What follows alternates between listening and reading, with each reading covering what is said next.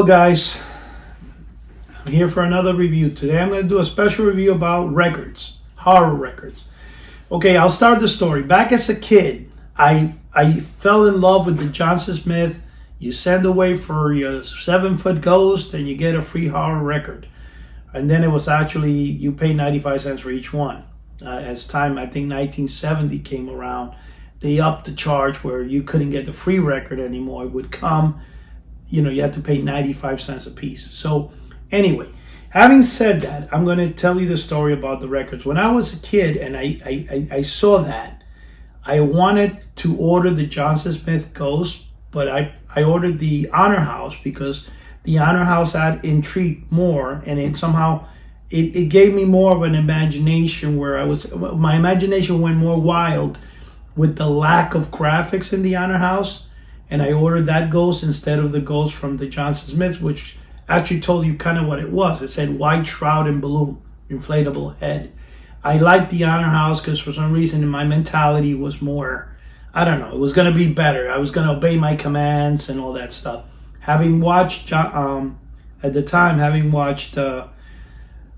and Costello Meet Frankenstein, I thought that when I would order the ghost, I would say, come, come, and it would obey my commands in that way, not using a string as it actually turned out to be. But anyway, the story of the records are very simple. When I came, the very first record that I bought was in Two Guys, which anybody that is from the East Coast will remember Two Guys in the 1970s. My mom, for $1.50, got me Chilling, Thrilling Sounds of the Haunted House. What a record this was. This record came out in many versions before I even saw the other ones, because the other ones were much earlier than technically even I came to the country. In 1964 or 66, Disney issued this record, had a white cover instead of the orange that I'm familiar with. Then they issued a record version of England, which actually has the Town Square Haunted Mansion from Disneyland in California. Eventually, I will go visit it someday because I always wanted to be there and see that house, because as a kid, I came across the Haunted Mansion from Lakeside, which was sold in the early 1970s, was a phenomenal toy. My mom got me that. It was around the same time that the Pirates of the Caribbean were offered. There were SAP Action MPC models, which I reviewed in a previous review. But anyway, the story is I went ahead and I got this record. It took me months before I was able to listen to it, because every time I would try to listen to this record, I would be too scared and I would think I wouldn't sleep at night. And the truth is, it was. I used to force my grandfather to stay in the room watching me till I fell asleep, even though I covered my head. But anyway, here we got my favorite old-time record. Today, I owned about 21 copies. I believe about 6 of them are totally mint, still sealed, never used. And I have 2 of the England copies, which I paid over $50 for each one, due to the fact that they're very rare. But they're beautiful cover. Anyway, this is still my number one. And if this one, for some reason here, here it is. One of the things good about this record, anybody that remembers, the insert had all these party projects you could put together, as you can see. And this was really fun, I looked at the insert because they had so much stuff you could do here. But anyway, this is what made this record unique and phenomenal. And if you guys notice, even here, the guy here that says lighting reminds you of the, I think the guy in the graves, the Night Watchman in the Disney Haunted Mansion ride. It has a similarity to it. But anyway, guys, going forward, here is another record that was sold again in Famous Monsters. And this is Famous Ghost Stories. This record is phenomenal, and it does have a great artwork in the background. I got to be honest, the front itself is not as I would really call a great looking cover, because it's really not. The back cover looks better, if you guys can see there, but it's a really nice record. It does have, some good stories in it. I heard it a very, very long time ago. But then here's another one that you guys are probably familiar with. This was sold in a lot of stores, more than mail order, but it's called Sounds to Make You Shiver. And it has a great back cover there. And let me see if this is the one. Yes. And if you guys can also remember, look how phenomenal this cover looks. The cover, I'm sorry, the record itself has a skull on the center there. It's a beautiful, beautiful skull.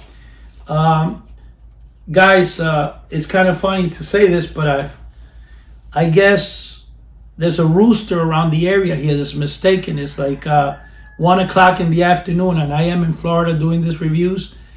And I don't understand how he thinks it's early in the morning. I think he heard me doing the reviews on the record, and he thinks it's midnight or something, and he's cocking away there. So sorry for the background noise on that.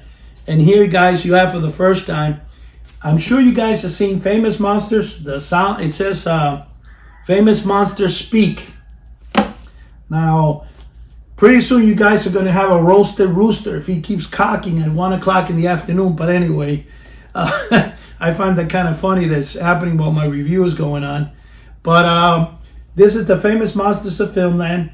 And this record, I've obtained a couple of copies. It's really kind of cool. It actually has Dracula and Frankenstein speaking. And they, of course, imitate Boris Karloff and Bela Lugosi like they do and everything. In fact, I think anything that's associated with Dracula, they talk just like Bela Lugosi. It's really interesting the way that happens. That even in Sesame Street, the Count, they always speak like Bela Lugosi. So a lot of people don't realize how much of an influence Bela Lugosi has had in monster fandom, I guess, since the early 30s. Ghostly Sounds. Now, this record, I came across one in my storage in the last couple of weeks that actually opens up into a one giant photo. Here, I have 2 of them, so I'll put it together so you could see what it would look like when it opens up. But I have one that's actually sealed here, and I have one that's open. I'm wondering why the other one that opens up, I think it has maybe 2 records inside. I have to check because I don't remember right now, but this Ghostly Sounds is a really decent record and does have a beautiful front cover. I mean, the artwork for this is phenomenal. And again, then you have the comical, here you have one that's by Boris Karloff. I bought this one because it's the Legend of Sleepy Hollow and Rip Van Winkle. I believe it appears not in Famous Monsters, but sometimes the Captain Company would sell it in Eerie magazine and some like Vampirella had it in the back cover. You know, not in the back cover. You can see it on the list, this record. So it's not as popular as one would think, but that's another one there. Here I have, of course, let me show this one last.